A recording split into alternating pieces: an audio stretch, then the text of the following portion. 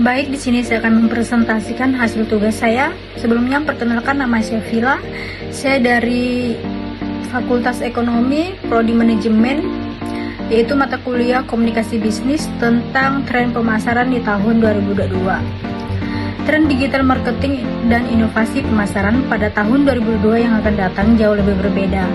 Karena pandemi yang menekan anggaran marketing akan memaksa pemasar untuk mencari strategi baru dengan biaya yang minim. Karena pada saat itu pengeluaran pemasaran telah anjlok ke level terendah yang pernah tercatat.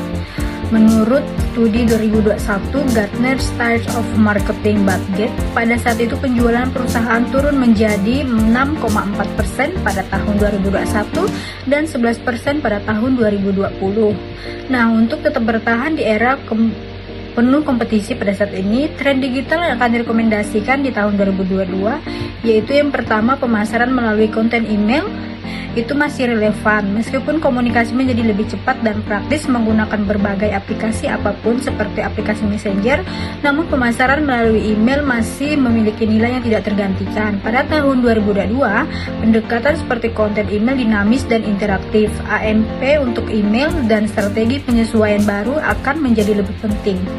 Studi dari Litmus menunjukkan bahwa email menjadi salah satu platform yang paling penting, lebih dari semua saluran pemasaran lainnya. Nah, tidak ada salahnya mempersiapkan konten newsletter pelanggan Anda, baik setiap bulan atau 2 bulan. Sesuaikan frekuensi dengan preferensi brand, informasi promo, fitur baru, atau bahkan mempromosikan blog konten Anda. Newsletter untuk meningkatkan traffic website Anda. Yang kedua yaitu perang data itu nyata. Harvard Business Review mengatakan bahwa ilmu data adalah pekerjaan paling seksi di abad ke-21. Maka dari itu persaingan data akan semakin intensif dan pemasar akan kehilangan akses ke lebih banyak data. Tunjukkan data di atas setiap klaim yang Anda berikan produk pada layanan. Jadi digital marketing berdasarkan data untuk meningkatkan kredibilitas. Misalnya saat memproduksi konten untuk Instagram, sisipkan infografis yang menjelaskan validitas dari pernyataan Anda. Untuk menjalankan strategi ini adalah terhubung ke sumber data yang diandalkan. Yang ketiga yaitu kecerdasan buatan untuk pemasaran digital. Ketika kecerdasan buatan AL, pemasaran berbasis data, DDM, dan optimisasi mesin pencari suara, FCU. Pertama kali diperkenalkan, saat ini apa yang pernah dianggap sebagai alat yang membatasi teknologi memberikan peluang pertumbuhan yang luar biasa bagi merek, dan ini kemungkinan akan meningkatkan pusat bisnis dan industri global di masa depan dan telah mengambil alih beberapa tugas penting. Yang 4 yaitu konten marketing. Konten marketing menjadi salah satu tren marketing yang diprediksi akan bertahan lama. Yang dapat pembisnis lakukan adalah membuat tulisan di situs web resmi bisnis Anda bergerak di bidang penjualan baju. Lalu Anda memberikan tips-tips untuk membuat baju, awet, dan sebagainya. Jangan lupa menyambungkan tulisan itu dengan halaman penjualan Anda. Ini bisa menjadi tren pemasaran yang bagus, apalagi ketika tulisan itu dikunjungi oleh banyak orang dan bisa jadi pengunjung juga akan mampir ke halaman penjualan Anda. Yang kelima yaitu video marketing. Tren marketing satu ini cukup populer. Banyak perusahaan membutuhkan videographer untuk membuat video pemasaran yang bagus. Alasannya karena sebagian menggunakan internet sekarang senang menonton video. Video ini tidak hanya dimunculkan di televisi, di internet seperti media sosial, YouTube, dan platform lainnya. Bisa Anda temukan pemasaran bentuk video. Semakin kreatif video yang disungguhkan, maka akan semakin banyak orang menonton. Durasi videonya tidak perlu panjang-panjang, asalkan kreatif dan bisa menunjukkan keunggulan produk dan jasa yang Anda miliki, itu juga sudah cukup. Yang keenam yaitu media sosial. Sosial media saat ini masih menjadi tren marketing yang sangat ramai diandalkan. Anda bisa melihat banyak usaha besar dan kecil memiliki akun media sosial demi meningkatkan image brand mereka. Anda dapat menyiapkan konten gambar dan tulisan yang menarik di media sosial untuk menjangkau lebih banyak konsumen.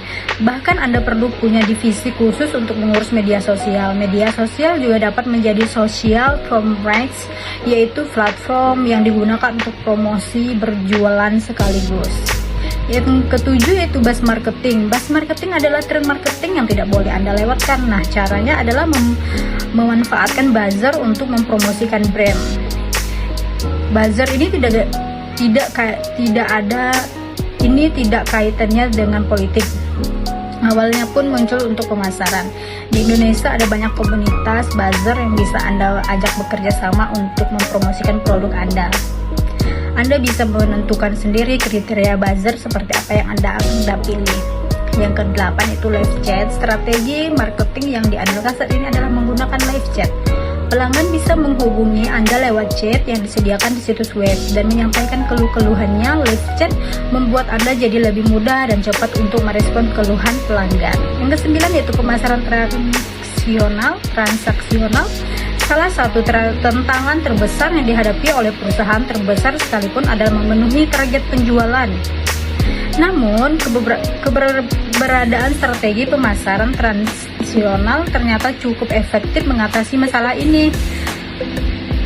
Perusahaan yang menggunakan strategi ini mampu menarik konsumen melalui kupon belanja, diskon, promosi, dan acara-acara besar. Akhirnya, konsumen tertarik untuk membeli lebih banyak produk yang ditawarkan. Yang 10 itu pemasaran interaktif. Strategi pemasaran interaktif melibatkan partisipasi konsumen dalam memproses pemasaran itu sendiri. Contohnya, perusahaan dapat mencantumkan nama konsumen dalam atau kustomisasi lainnya pada produk edisi terbatas. Metode ini kemungkinan konsumen untuk mendapatkan informasi terbaru mengenai suatu produk atau layanan. Dengan begitu, permintaan konsumen atas produk atau layanan tersebut akan meningkat. Nah, jadi pemasaran ini adalah suatu sistem total dari kegiatan bisnis yang dirancangkan untuk merencanakan, menentukan harga, promosi, dan mendistribusikan barang-barang yang dapat memuaskan keinginan konsumen dan mencapai sasaran serta tujuan perusahaan. Jadi, sekian dan terima kasih. Sekian presentasi yang telah saya sampaikan. Jika ada kesalahan kata, mohon maaf. Selamat pagi.